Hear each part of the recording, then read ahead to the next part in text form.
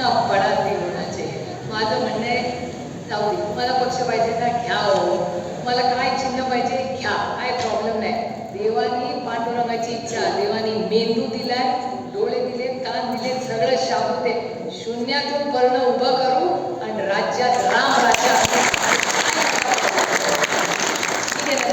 पक्ष पाहिजे, अजून काय पाहिजे वो मी देते.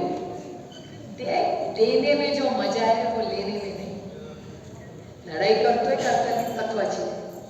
पक्षाच्या स्थापनेचा कोणी माणूस लढला असताना तरी मान्य मान, पण नाही ना ते लढणार नवीन आहे. ठीक आहे, आता ती लढाई चालेल, काय होईल ते आता ते बघून घेईल. अदृश्य शक्तीने ठरवलंय काय करायचं, कळू दे अदृश्य शक्ती. पण या महाराष्ट्रालाही कळलं पाहिजे की महाराष्ट्रामध्ये मराठी माणसाच्या विरोधात कोण कट कारस्थान करत असेल तो मराठी माणूस करत नाही. मराठी माणसाचा कंबळ मोडणं आणि स्वाभिमान मोडण्याचा पाप कोण करत असेल तर ही दिल्लीची अदृश्य शक्ती. आणि हे मी फक्त आपला पक्ष आणि आपल्या कुटुंबाबद्दल बोलत नाहीये. मी तुम्हाला 4 उदाहरणं देते आणि त्याच्यानंतर तुमच्या आयुष्यातली 4 माझ्या आयुष्यातली आणि 4 तुमच्या आयुष्यात. आता माझ्या आयुष्यातली 4 महत्वाची उदाहरणं. एक म्हणजे बाळासाहेब ठाकरे आणि आदरणीय पवार साहेबांचं नातं दुनियेला माहिती होतं. ते सेटिंग नव्हतं, ती मैत्री होती.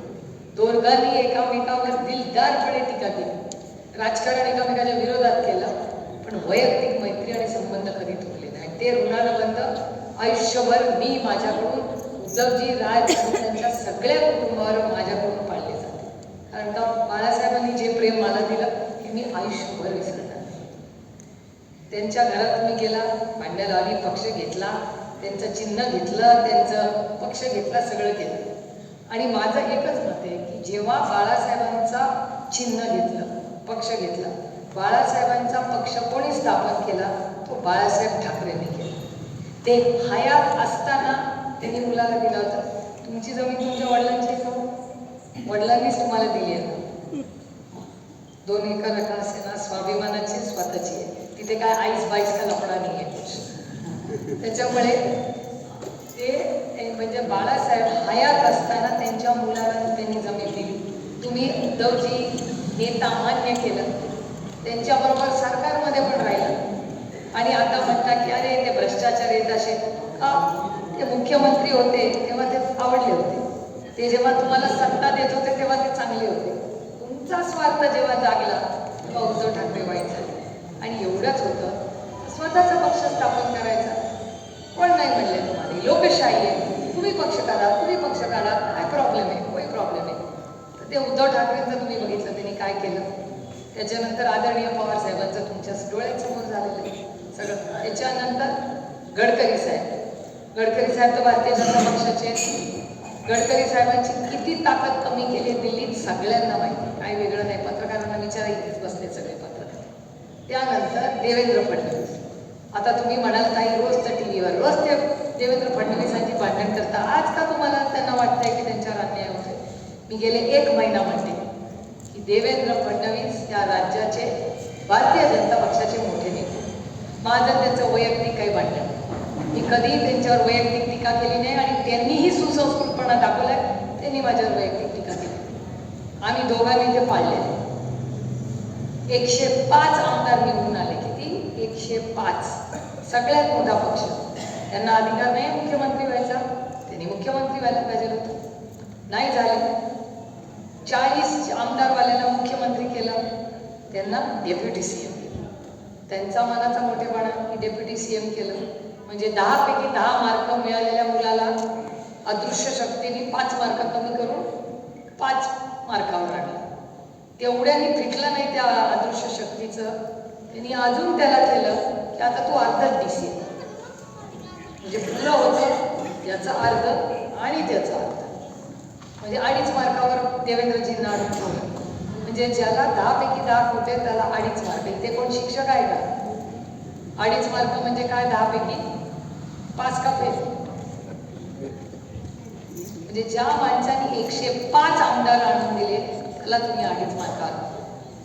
बाळासाहेब ठाकरे, शरद पवार, नितीन गडकरी आणि देवेंद्र फडणवीस या चौघांमध्ये एक दुवा काय? चौघही मराठी माणसं आहेत आणि महाराष्ट्राचे नेते.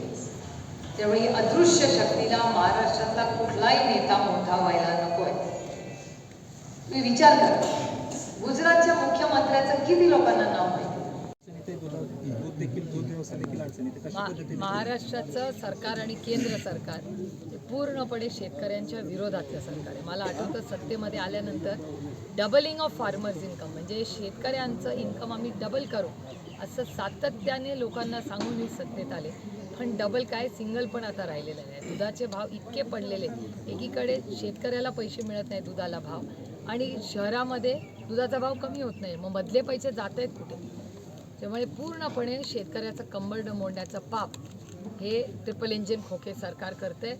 एकीकडे दुष्काळ आहे, दुसरीकडे ओले पडले, म्हणजे तुम्ही बघताय अतिवृष्टी झालेली आहे, आणि या दोन्ही परिस्थितीमध्ये प्रचंड अडचणीत शेतकरी आलेला आहे. म्हणून सरसकट कर्जमाफी जशी मनमोहन सिंग साहेबांच्या सरकारने, आदरणीय पवारसाहेब शेतीमंत्री असताना सरसकट कर्जमाफी झाली होती, तशी या महाराष्ट्र सरकारने करावी. महाराष्ट्रातले कार्यक्रम थोडे सोडावे. एरवी छोट्या छोट्या कामासाठी दिल्लीला जाणारं हे महाराष्ट्राचं ट्रिपल इंजिन सरकार प्रायव्हेट प्लेनमध्ये बसतात आणि दिल्लीला जातात. माझी विनंती आहे की प्रायव्हेट प्लेन घ्या तुमचं, दिल्लीला जा, आणि कधी नव्हे ते काहीतरी चांगल्या कामासाठी दिल्लीला जा, आणि दिल्लीच्या तख्ताला सांगा आम्हाला सरसकट कर्जमाफी पाहिजे. गेली एक महिन्यापेक्षा जास्त कालावधी झाला असावा तुम्ही सरसकट कर्जमाफीची मागणी करताय. सरकार दुर्लक्ष करते असं वाटते, कारण अद्यापपर्यंत एकाही मंत्र्याचं याच्यावर वक्तव्य नाही. कारण का सिरियस नाही आहे सरकार. आपापसात कॉन्ट्रॅक्ट, आपापसातली भांडणं, त्याच्यातून त्यांना वेळ मिळेल तर काय करतील. आणि पुन्हा म्हणते की राऊत साहेब जे म्हणतात कॅबिनेटमध्ये गँगवॉर चाललंय, असंच दिसतंय. कारण का तुमच्या चॅनलवरच एकमेकाला मार्गदर्शन करताना दिसतात मंत्री. तुमच्याच चॅनलवर पाहते, मला कसं माहिती असेल, मी लांब आहे त्या सत्तेपासून. तुमच्या चॅनलवर सत्तेत असलेले 2 मंत्री एकामेकावर टीका करतात, ह्याचा अर्थ आम्ही काय करायचा आहे? याचा अर्थ कॅबिनेटमध्ये चर्चाच होत नाही आहे, आणि याच्यात भरडला जातोय सर्वसामान्य महाराष्ट्रातला माणूस, ज्यांनी विश्वासाच्या नात्याने यांना मतदान केलं. राज्यात मराठा आणि ओबीसी आरक्षणावरून हे दोन्ही समाज कुठेतरी या दोन्ही समाजामध्ये संघर्ष निर्माण झाला आहे. अशातच छगन भुजबळ हे पनवते आहेत आणि त्यांनी शेतकऱ्याच्या बांधावरती जाऊ नये अशी टीका जरांगे पाटलांनी केली. ही टीका कितपत योग्य आहे, काय वाटतं तुम्हाला? मला असं वाटतं की महाराष्ट्राच्या मुख्यमंत्र्यांनी सगळ्यांना एकत्र घ्यावं, असेंब्ली बोलवावी, असेंब्लीमध्ये प्रत्येक आमदारांनी त्याचं आरक्षणाबद्दल मत मांडावं, प्रपोजल तयार करावं. कारण का राष्ट्रवादी काँग्रेस पक्ष हा मराठा, धनगर, लिंगायत आणि मुस्लिम समाजाच्या आरक्षणाच्या बाजूनी पूर्ण ताकदीने उभा राहील. जे सरकार हे प्रस्ताव आणेल त्याला पूर्ण ताकदीने आमचं सहकार्य असेल. त्या राजीनाम्याची मागणी केली तर दुसरीकडे भुजबळ असं म्हणतात की जर मुख्यमंत्र्यांनी उपमुख्यमंत्र्यांनी सांगितलं मला राजीनामा दिला तर मी राजीनामा दिला. Policy paralysis. बरं झालं तुम्ही प्रश्न ह्याचंच उत्तर आहे ना. मंत्रीच कॅबिनेटमध्ये बोलायच्या ऐवजी चॅनल्समध्ये एकामेकाशी बोलतात. ह्याचा अर्थ काय होतो की कॅबिनेटमध्ये चर्चा होत नाही ना, माध्यमातून. आता मी रोहित पवारांची काय बोलते, जयंत पाटलांची काय बोलते, जितेंद्र आव्हाडांची, आम्ही काही टी व्हीवर एकामेकाशी बोलत नाही, आम्ही आपापसात बोलतो. एका सरकारमध्ये आहेत ना, मग आज कॅबिनेटमध्ये बोलायला पाहिजे. तिथे भांडणं होतात. राऊत साहेब जे म्हणतात गँगवॉर आहे, काही चूक नाही ना. मग प्रकाश आंबेडकरांनी जी दंगलीबाबत वक्तव्य केलं आहे त्यामुळे प्रकाश आंबेडकरांना अटक करा आणि पोलिसांनी दंगलीबाबत माहिती घ्यावी असं विधान नारायण राणेंनी केलं. आणि साहेब या देशाचे मोठे नेते आहेत, मंत्री आहेत, त्याच्यामुळे आणि सत्तेमध्ये आहेत, राज्यात पण आणि देशात पण. त्याच्यामुळे ते जे काय बोलले असतील ते त्यांच्या कॅबिनेटमध्ये बोलतील किंवा ते त्यांच्या गृहमंत्र्याला सांगू शकतात. ताई, बारामती लोकसभा, बारामतीचा एक प्रश्न आहे. माळेगावमध्ये गेल्या 8 दिवसापूर्वी एक्साईज विभागाकडून रात्री 12:30 वाजता एका कुटुंबाच्या घरावरती एक रेड केली आणि त्या माध्यमातून त्या घरातील महिलांना मारहाण केली. मात्र या ठिकाणी जे एक्साईज ऑफिसर रेड करायला गेले होते ते दारू पिऊन आले होते असा आरोप त्या महिलांकडून केला आहे. मात्र अद्यापही त्या एक्साईज खात्याच्या विरोधात गुन्हा नोंदवला नाही. मात्र त्या विरोधात, त्या कुटुंबाच्या विरोधात 353चा गुन्हा दाखल झाला आहे. मात्र त्या महिलांच्या विरोधात त्यांना अजून न्याय मिळाला नाही. त्यांनी तुमच्याकडे मागणी केली. त्यांनी सांगितलं सकाळी की तुमच्याशी काही बोलणं झाले, आपण काय त्यांना सकाळी मला भेटायला आल्या होत्या. त्यानंतर मी पोलिसांशी बोलले. त्यानंतर मला पोलीस भेटायलाही आले होते. पोलीस मला म्हणले आम्हाला 24 तास द्या, आम्ही सगळी माहिती काढू. त्यावर पोलीस भेटले मला वागळवाडीला. त्याच्या आधी आले होते वागळवाडीला. तर मी खिडकी खाली करून बोलले. वागळवाडीला पोलीस आले होते. त्यांनी मला ब्रीफिंग थोडंसं केलं. तरी त्यांना, महिलांनी मला जे सांगितलं ते मी त्यांना सविस्तर सांगितलं. त्याची ते माहिती काढून मला म्हणजे संध्याकाळपर्यंत मला सांगितलं. मागणी केली. तुम्हाला असं वाटतंय का नेमकं काय होऊ शकतं राज्यात त्या पद्धतीने? सांगता येत नाही. राज्यामध्ये इतकी अस्वस्थता दिसते की ज्या पद्धतीने आता आपण बघतो काही ठिकाणी बॅनर्स असतील, त्या पद्धतीने दगडफेक काही ठिकाणी झाली दिसते आपल्याला. प्रचंड संपूर्ण महाराष्ट्रामध्ये अस्वस्थता आहे.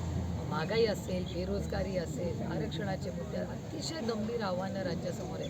मी बघता दुष्काळाची परिस्थिती काही ठिकाणी, अतिवृष्टी प्रचंड झालेली आहे. आणि ह्या सरकार ह्याच्यापासून म्हणजे मला आश्चर्य वाटतं आहे की आज दुष्काळ सगळा झाला आहे अनेक भागामध्ये अतिवृष्टी झाली आहे आणि राज्याचे मुख्यमंत्री तेलंगणाला प्रचाराला गेले होते. आज तुमच्याच चॅनलवर पाहिलं, आज कोकणात कुठल्या तरी कार्यक्रमासाठी मुख्यमंत्री गेले. म्हणजे मग हे सगळं करण्याच्या ऐवजी पालकमंत्री बदलण्यासाठी हे सरकारचे विमान घेऊन दिल्लीला जातात प्रायव्हेट प्लेननी. पण मग सरसकट कर्जमाफी व्हावी याच्यासाठी का नाही कोण दिल्लीला जाते या महाराष्ट्राच्या सरकारमध्ये? विचार करून सांगा ना मला. प्रायव्हेट कार्यक्रमांना त्यांना वेळ आहे पण बांध्यावर जायला कोणाला वेळ नाही. आणि मग मुख्यमंत्र्यांनी हे काम करायचं नाही तर कुठून? 30 डिसेंबरपर्यंत सरकार पडेल असं रोहित पवार म्हणतात. काय तुमचं बोलणं झालं का त्या संदर्भात? काय म्हणजे मी रोहित पवारांचं पण ते स्टेटमेंट बघितलं, आदित्य ठाकरेंचं पण मी ते स्टेटमेंट बघितलं. त्यामुळे आत्ता जी सुनावणी चाललेली आहे ती असेल किंवा इलेक्शन कमिशन किंवा सुप्रीम कोर्ट, या सगळ्यांमध्ये तुम्ही बघताय की हे ज्या पद्धतीने हे सरकार स्थापन झालं, म्हणजे हे सरकार त्याच्यानंतर झालेलं डिस्क्वालिफिकेशन, वोटबाजी झालेली, या सगळ्यामध्ये आणि 200 आमदार असले हे सगळे अस्वस्थच आहेत. मला काय फार मोठी कामं होताना ज्याला मी इंग्रजीमध्ये पॉलिसी पॅरालिसिस म्हणते हे झालेलं दिसतंच आहे ना. आता पंचनामे करा सांगितलं, पुढे काय झालं त्याचं? फक्त 2400 कोटी रुपयाची मागणी केलेली आहे केंद्र सरकारने. 2400 कोटी रुपयातून प्रश्न सुटणार आहेत. आणि काल 7,000 कोटी रुपये त्यांनी नवीन बिल्डिंगसाठी केले. नवीन बिल्डिंग कोण मागतंय का? मंत्रालयाची अप्रतिम बिल्डिंग आहे. आता त्यांनी नवीन बिल्डिंग कुठेतरी घ्यायचा चाललेला आहे. मग ही पाडून 7,000 कोटी रुपये खर्च करून आत्ता परिस्थिती आहे का महाराष्ट्राची? अंगणवाडी सेविका 4 तारखेपासून उपोषणाला बसणार आहे. मग हे 7,000 कोटी बिल्डिंगसाठी देणार, अंगणवाडी सेविकांना मग का नाही देणार? सरसकट कर्जमाफी आम्ही मागतोय, ती त्या 7,000 कोटीमध्ये बसते का बघा ना. दुधाला भाव देत नाही आहे सरकार, सरकार का नाही ती गॅप भरून काढत त्या 7,000 कोटीमध्ये? बिल्डिंग कशाला पाहिजे? म्हणजे नवीन वास्तू आहे ना, सगळीकडे जिथे कॉन्ट्रॅक्ट्स असतात ते बिग तिकीट प्रोग्राम्स आता करायचे असतात. मोठे रस्ते कॉन्ट्रॅक्ट, अंगणवाडी सेविका नो कॉन्ट्रॅक्ट. मोठा रस्ता, मोठा ब्रिज, मोठी metro, all contract oriented program. आपला दूधवाल्याला पैसे द्या, नो कॉन्ट्रॅक्ट. सरसकट कर्जमाफी, नो कॉन्ट्रॅक्ट. म्हणजे एकीकडे माणुसकी आहे, त्याच्यात आशा वर्कर, अंगणवाडी सेविका, शेतकरी, शिक्षक हे त्याच्यात आहे. दुसरीकडे मोठे मोठे कॉन्ट्रॅक्ट्स. बघा या सरकारचं दूध का दुधावर पाणी का पाणी, पारदर्शकपणे कळते का?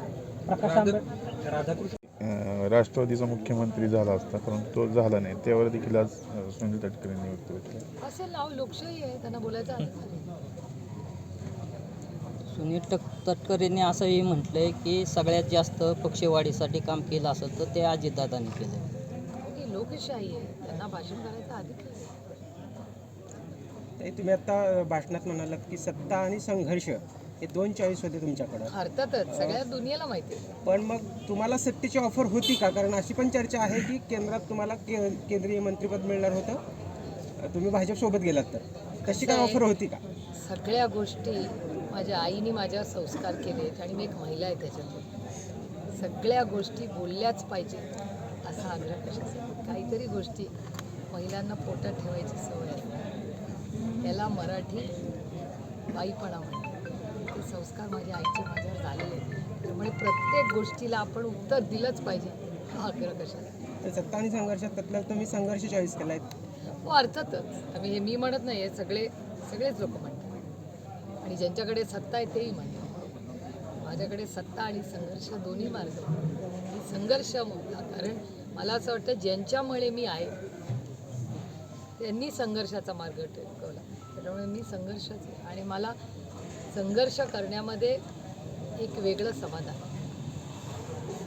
येणाऱ्या लोकसभेत आणि विधानसभेत पक्ष राष्ट्रवादी पक्ष कोणाचा आहे हे जनता दाखवून देईल असं रुपाली चाकणकरांनी म्हटलंय. लोकशाही आहे, लोकांना बोलायचा अधिकार आहे.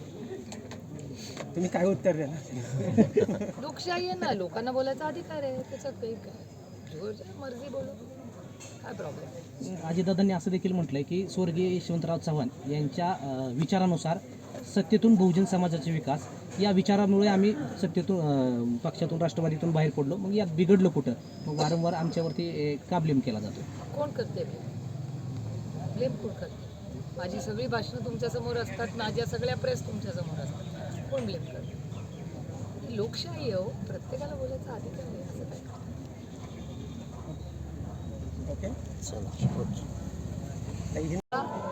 पुणे जिल्हा सोडून खूप प्रिय असा जिल्हा कुठला आहे तर तो वर्धा आहे. आणि वर्धा जिल्ह्यामध्ये मी वर्षातून 2 वेळा माझ्या वैयक्तिक कामासाठी जाते. माझं वैयक्तिक काम काय असतं, मी 1 दिवस सेवाग्रामला जाते आणि 1 दिवस पवनार आश्रमाला जाते. माझ्यावर विनोबाजी आणि महात्मा गांधींचे प्रचंड वैचारिक ते माझ्यावर प्रभाव आहे त्यांचा. आणि मला जेवढे महात्मा गांधी प्रिय आहेत तेवढेच विनोबाजीही मला प्रचंड प्रिय आहे. त्याच्यामुळे विनोबाजींच्या इथे मी जाते, राहते, त्या लोकांकडून नवीन काहीतरी शिकण्याचा प्रयत्न करत असते. त्याच्यामुळे वर्धा मला प्रचंड प्रिय आहे. त्यामुळे मी वर्ध्याला स्वतःच्या स्वार्थासाठी जाते. बारामती तालुक्यातील सहकारी संस्थांमध्ये भविष्यात आपण लक्ष घालणार आहे का? म्हणजे काय? आता ज्या सहकारी संस्था आहेत त्याच्यावरती बऱ्यापैकी राष्ट्रवादीचा जो दुसरा गट आहे त्यांचं वर्चस्व असलेलं पाहायला मिळतं, अगदी दूध संघापासून ते सहकारी साखर कारखान्यांपर्यंत. मी राजकारणात महाराष्ट्राने आणि देशाच्या मायबाप जनतेची सेवा करण्यासाठी आले, कुठलंही वर्चस्व वगैरे असं करण्यासाठी आले नाही. मी एक पार्लमेंटमध्ये चांगली पॉलिसी ही करण्यासाठी आलेले आणि माझ्या 15 वर्षाचं काम सगळ्यांनी पाहिलेलं आहे. आणि पॉलिसी लेवल, पॉलिसी म्हणजे काय, निर्णय जे किंवा धोरणात्मक काम जे आहे त्याच्यात माझा रस आहे. आणि आदरणीय पवारसाहेबांनी तसंच त्यांच्या काळात केलं. आणि आज मी ते पार्लमेंटरी परफॉर्मन्सचा जो भाग आहे तो पुढे नेण्याचा एक प्रांजळ प्रयत्न महाराष्ट्रासाठी आणि देशासाठी करण्याचा मी प्रयत्न करते. आणि मी माझ्या लोकसभा मतदारसंघातल्या प्रत्येक मतदाराचे मनपूर्वक आभार मानते की त्यांनी मला ही संधी दिली. आणि गेले 7 वर्ष सातत्याने पार्लमेंटमध्ये माझा नंबर देशात पहिला येतो आहे.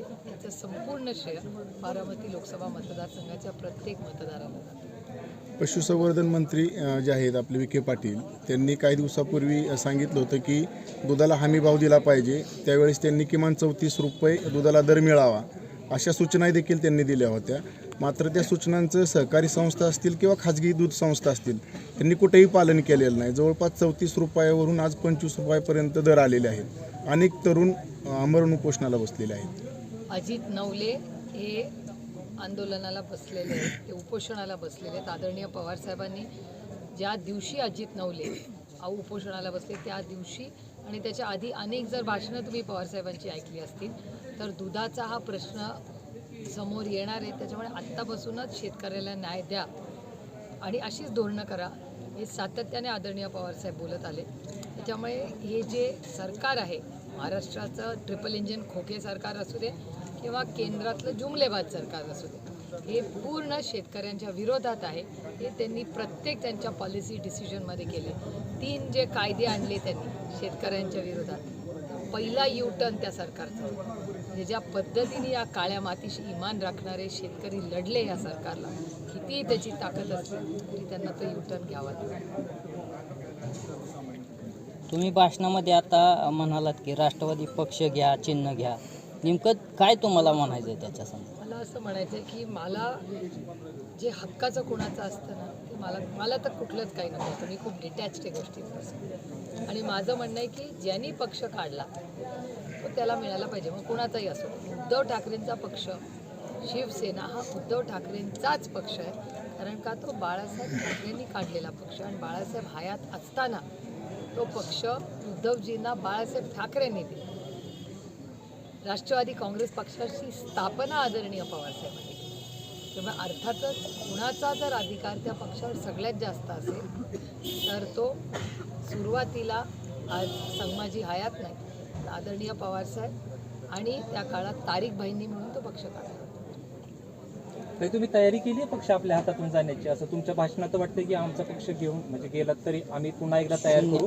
आता त्याला जोडून दुसरा प्रश्न विचारतो. सुनील तटकरे काही वेळापूर्वी असं म्हणाले की आम्ही काय कोणतरी असं म्हणेल की अदृश्य शक्ती, कारण तुम्ही कायम अदृश्य शक्तीचा दाखला देत असता की आम्ही जे आहे तो संख्याबळावरती पक्ष येईल, पण काही लोक त्याला अदृश्य शक्तीचा देखील किनार देतील. त्याला थोडंसं जर तुम्ही या देशाचे नियम कायदे पाहिले, आणि मी कधीच म्हणत नाही की पक्ष यांचा, माझं म्हणणं आहे तो पक्ष आदरणीय पवार साहेबांचा आहे. तू माझा बिजा मी कधी म्हणत नाही. खाली आत आते और खाली आत जाते. कुठला पक्ष घेऊन जन्माला आले नव्हते किंवा जाताना पक्ष घेऊन जाणार नाही आहे. त्याच्यामुळे ज्या व्यक्तीने तो पक्ष स्थापन केला त्या व्यक्तीने त्या पक्षाचं काय करायचं तो निर्णय घ्यावा. कैलासवासी बाळासाहेब ठाकरेंनी तो पक्ष, त्यांचा पक्ष त्यांनी उद्धवजींना दिला होता. आदरणीय पवारसाहेब या पक्षाचे अध्यक्ष स्थापनेपासून आहेत आणि माझ्या तरी बघण्यात कुठेच आलेलं नाही की त्यांना त्या पक्षावरनं कुठल्या मीटिंगमध्ये कोणी हटवलं. आणि अदृश्य शक्तीची सुरुवात मी नाही केली. अदृश्य शक्तीची सुरुवात ह्या राज्याच्या माननीय आदरणीय मुख्यमंत्र्यांनी केली. ते जेव्हा आसामला गेले होते तेव्हा ते म्हणले होते अदृश्य शक्ती त्यांच्या मागे आहे आणि त्या अदृश्य शक्तीमुळे आपण हे सगळे करू शकतो. कुठली तरी अदृश्य शक्ती आहेच ना. आणि मी तुम्हाला आधीही म्हणले आणि आजही अतिशय प्रांजळपणे सांगते, माझी लढाई किंवा मी कॉमेंट कुठल्याही गटाच्या माणसाबरोबर करणार नाही. माझी ही वैचारिक लढाई आहे, माझी अन्यायाच्या विरोधात लढाई आहे आणि माझी जी काही लढाई आहे दिल्लीच्या तख्ताच्या विरोधात. कारण का ते तख्त महाराष्ट्राच्या विरोधात. पक्षातली लोकशाही टिकवण्यासाठी आम्ही बाहेर पडलो, त्यावेळेस दादांना खलनायक ठरवलं गेलं असं धनंजय मुंडे म्हणतात. तर तेही लोकशाही आहे, त्यांना बोलायचा अधिकार.